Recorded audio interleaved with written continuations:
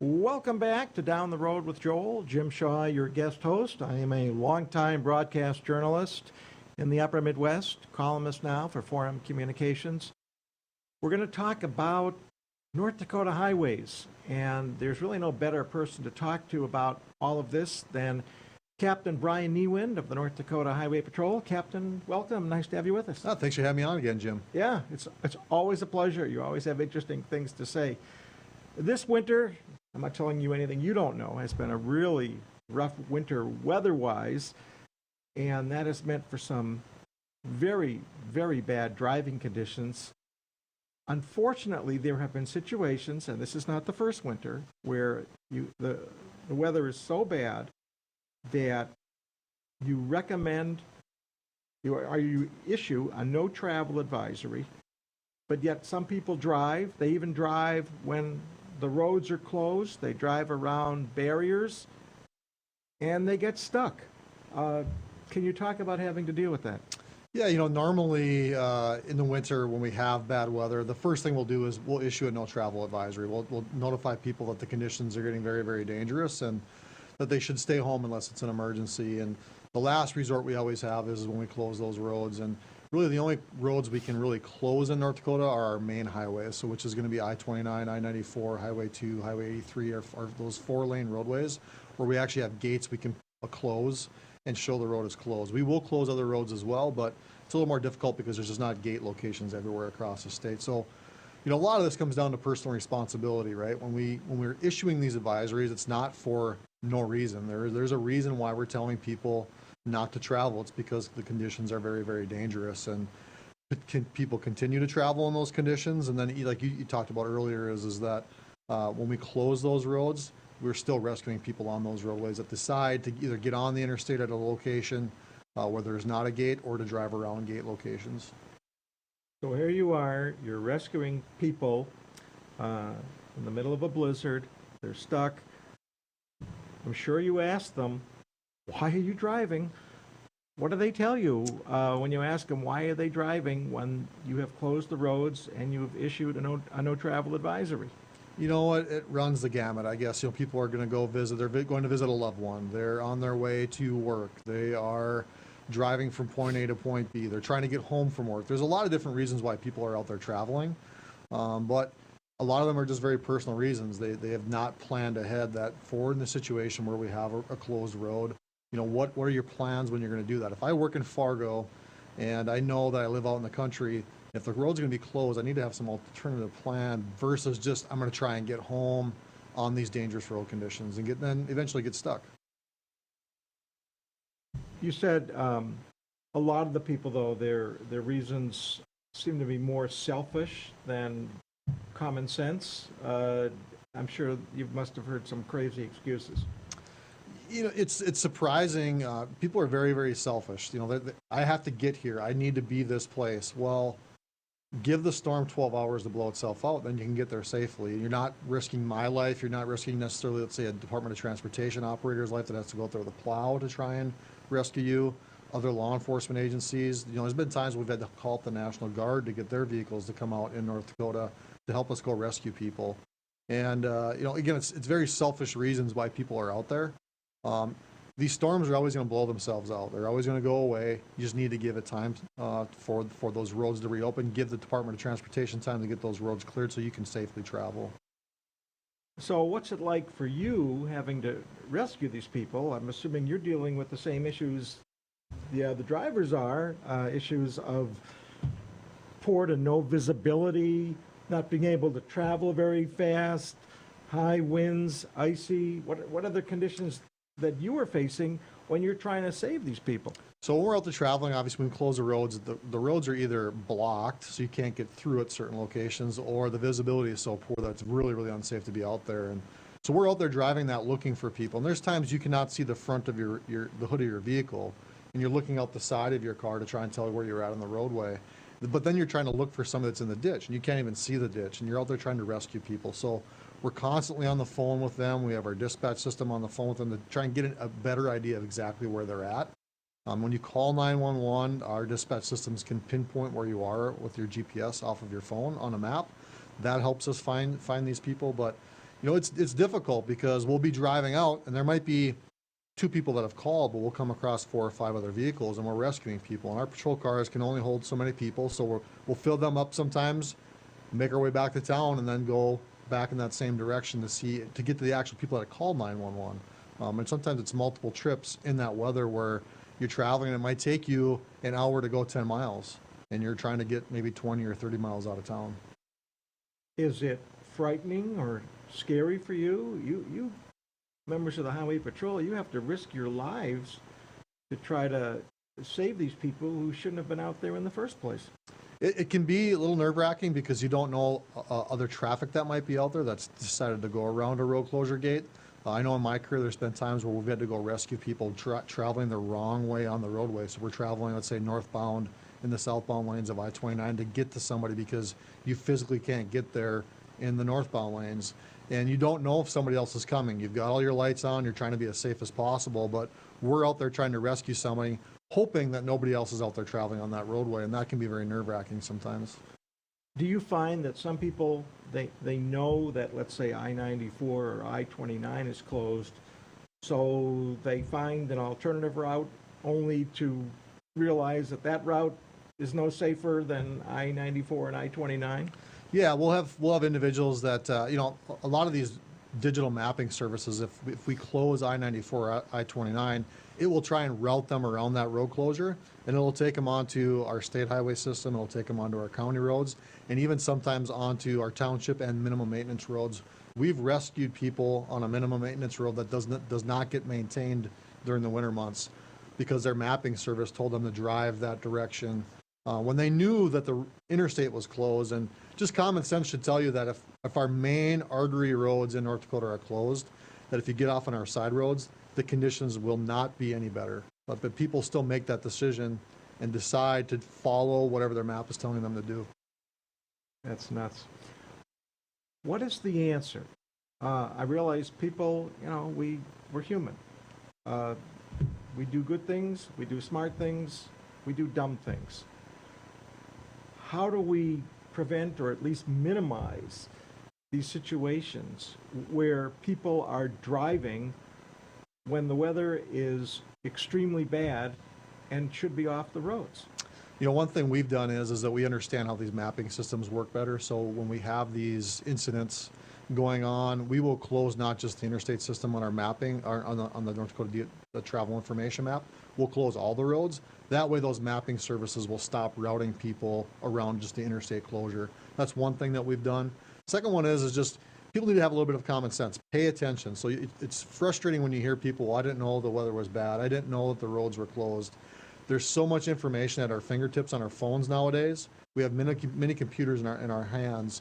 And number one, people are not being honest. They know the conditions and they know the roads are closed, or they're just not following up on the information that can be right at their fingertips to tell them, hey, the weather's bad where I'm going, and these are the road conditions where I'm going, because all that stuff is right at your fingertips nowadays. People just need to pay attention.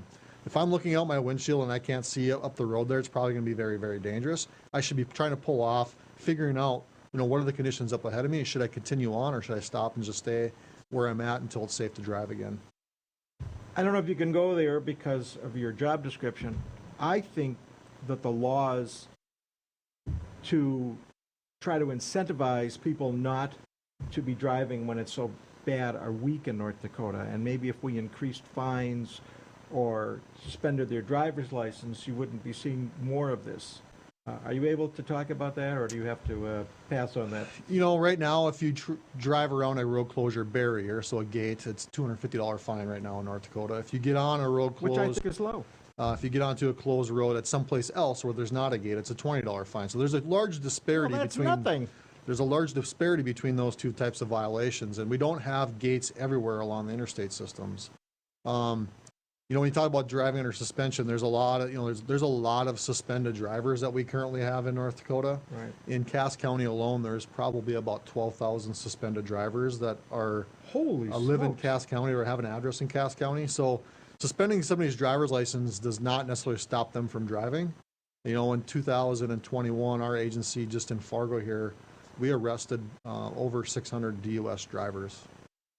And so it's a common violation. We see people when their licenses are suspended. It's not necessarily a deterrent to suspend their driver's license because they continue to drive. That's extraordinary. I had no idea. All right, in 30 seconds, what is your message to the driving public when it comes to driving under a blizzard or severe winter weather conditions? The biggest thing is just pay attention. So, like, we're pushing out information. The Department of Transportation is pushing out information. The National Weather Service is pushing out information. Pay attention to that. Anytime the North Dakota Highway Patrol puts out a travel alert or a no travel advisory, we close roads. We're doing it for a reason, and it's to protect the public while they're out there traveling. We want to try and close those roads or provide people the opportunity to get off those roads before something bad happens. The last couple of storms we've had some pileups that happened out by Mapleton and then over by the Valley City areas. And our goal when we push out those messages is to get people off the roadways so we prevent that from happening. And unfortunately, in those two situations, something bad happened before we could do that. What is the toughest thing about being a state trooper? I think across the board for everyone in our agency, all the men and women that work for our agency, would be when we have to do a death notification. And those are the toughest scenarios that we get faced with. Number one is responding to those type of crashes, but when we're on scene, there always has to be some sort of notification to a family member, and we try and do those in a personal fashion anytime that we can, if we can locate the family in the state here. If it's out of state, we'll work with other agencies, but that is usually the most difficult part of our job, is just knocking on somebody's door and giving them the worst news that they can ever probably imagine getting. Sometimes in the middle of the day, sometimes in the middle of the night. What is the procedure? Once you have identified the victim, you go there immediately, no matter what the time is, and then do you have a certain way of saying things? How does this all work? Yeah, so anytime we respond to a fatal crash, we try and identify who the victims are in that as quick as we can. And sometimes that takes longer just because somebody might not have an identification card on them. There might be other circumstances where you just can't identify the person. So we try and identify the person as quickly as possible. And these are team efforts. So we'll have individuals on scene investigating a crash while we have other individuals that'll go and simultaneously we'll be out doing these notifications because we want to try and do it as quickly as possible. In today's age with, local fire departments, ambulance services, these people in these small communities all know each other, and through social media and phone calls and everything else, we don't want somebody to find out through social media or through a phone call that their loved one has passed away. We want to make sure that we've provided them a personal notification so we can explain to them what we know at that point in time, give them a point of contact that let them know we are the ones investigating the crash. This is our information. If you have any questions, give us a call, but we're going to continue to follow up with you as this investigation is ongoing, and then eventually hopefully give you a final answer on exactly why this crash happened. But we try and do that in a personal fashion, like where it's one-on-one, or there's a couple people from our agency that are visiting with these family members to give them the information firsthand for what we know at that point in time.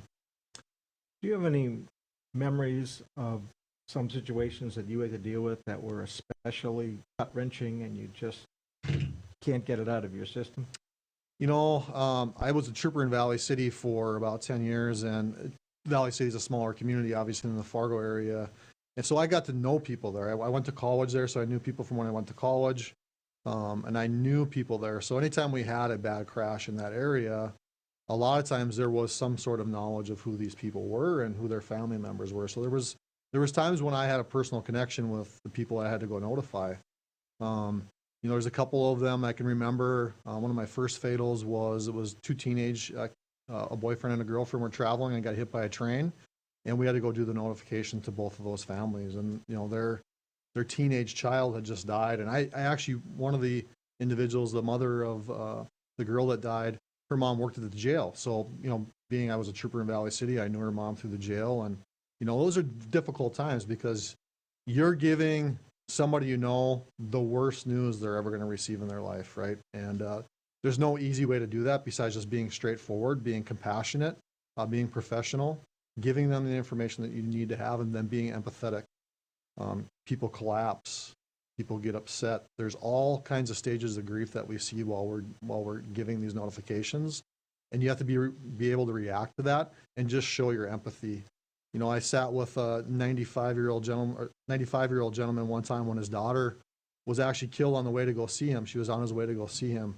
And I sat with him for 4 hours and just about their relationship and his daughter until we could get somebody else to be there with them. And I just took that time to be with them. And those, you know, it was rewarding for me to be able to do that and be there for him. I think he appreciated that. And it's amazing to see the grace people have when it's the worst day of their life. They're being told somebody that they love is now deceased, and how much grace they have to show to us because we've been on scene and have had to see those final moments of those people's lives. I think it's extraordinary what you do. I mean, I can't think of a tougher assignment, and I applaud you for being professional, but also being compassionate. How do you, in many cases, you have been to the accident scene and you have seen the horrific tragedy that took place. How do you keep it together? How do you keep your composure when you're telling these people that their loved ones have suddenly died? It can be difficult, but we have to put our emotions aside and be there for that person. You know, it'd probably be no different than, you know, a priest or funeral home directors. There's individuals that deal with death every day that have to do the same thing. You push those emotions down, and then when we're done with that, then we have resources that we have. We have a critical incident stress management team where we can, troopers, sergeants, commanders in this agency, where we can talk to each other about these incidents that we're having. We have an employee assistance program, so if we have any issues, we have counselors we can go to and talk to. We use a lot of dark humor in law enforcement. That's one of the things with law enforcement. You talk about dark humor, and you know, some of the things you just have to you have to laugh about stuff sometimes that's very, very difficult, but you have to laugh about it because it makes it a little bit easier to handle. Sure. But we try and provide support for each other when we're on these scenes. No trooper's ever on one of these scenes by themselves. So whether it's the fire department personnel, ambulance personnel, other law enforcement agencies, us, we can do debriefings as well, where a team comes in and you can debrief about really bad crashes. So there's a lot of different tools we have, but the biggest thing is just being there for each other and recognizing that there's signs amongst each other where we can help each other. I want to switch gears for the final few minutes we have together here. I want to talk about North Dakota speeding fines, which are the lowest in the nation by far. Many people consider them to be a joke. You can get a fine of, let's say, $15 or $20 in North Dakota that if you're in South Dakota or Minnesota or many other states, that same fine is $250 or $300. Are North Dakota speeding fines too low?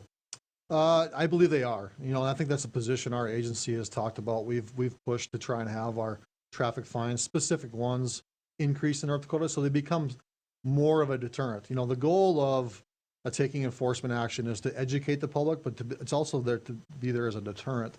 So people are not committing these types of violations, because speeding and driving too fast for conditions is one of the leading causes of why we have crashes in North Dakota. One of the leading causes of crashes for fatality crashes as well. So it's important for people to understand that we're not just out there just trying to collect revenue. The goal is not to collect revenue. In North Dakota, all traffic fines that are issued by the North Dakota Highway Patrol go to the Common Schools Trust Fund. So it's going to help benefit the schools in North Dakota. There is no benefit for law enforcement when it comes to traffic fines in North Dakota, but we want it to be a deterrent. You know, if you're traveling through Fargo on I-94 55 zone and you're going 70 miles per hour, it's a $15 fine. And is that a deterrent? Is 70 miles per hour when you're traveling through Fargo? It's not. Especially during a rush hour period, right. That's dangerous. And crashes happen because of those types of speeds during those types of traffic patterns. All right, we're running out of time. I have one last question, so if you can hopefully answer it in about 30 seconds. To me, it's astonishing that about 60% of the fatal traffic accidents in North Dakota are from people who are not wearing seatbelts. And I'm sure as a trooper, it's got to be especially painful when you go to a scene and you can tell right away that if that person had worn the seatbelt, that he or she would be alive today. We have a secondary law in North Dakota. Many states have primary laws, which, again, give you more incentive to wear them. Should North Dakota have a primary seatbelt law, which would hopefully encourage more people to wear seatbelts? And again, you've seen our agency, we've supported a legislation for primary seatbelt law. I believe we need to have a primary seatbelt law in North Dakota. Historically, across the United States, the states that have adopted that, their fatality counts have dropped because there's more compliance with a primary seatbelt law than there is of a secondary seatbelt law. And it's discouraging when you go to a crash scene, and about a third of our crashes are one vehicle rollovers, where our fatal crashes where people are ejected from that vehicle. The majority of those cases, if they're wearing their seatbelt, they're going to have minor injuries, or they're going to walk away from that crash. Like we see across the state with people that are wearing their seatbelts. We have these one vehicle rollover crashes that happen. People walk away from those crashes. So when you see them happen and somebody's not belted, it's really, really frustrating. Captain Niewind, thanks so much for your candor, and thanks so much for your great work. We really appreciate all you do to try to keep us safe out there on the highways. So look forward to talking to you again, and thanks so much for all you do for the people of North Dakota. Thanks for having me on.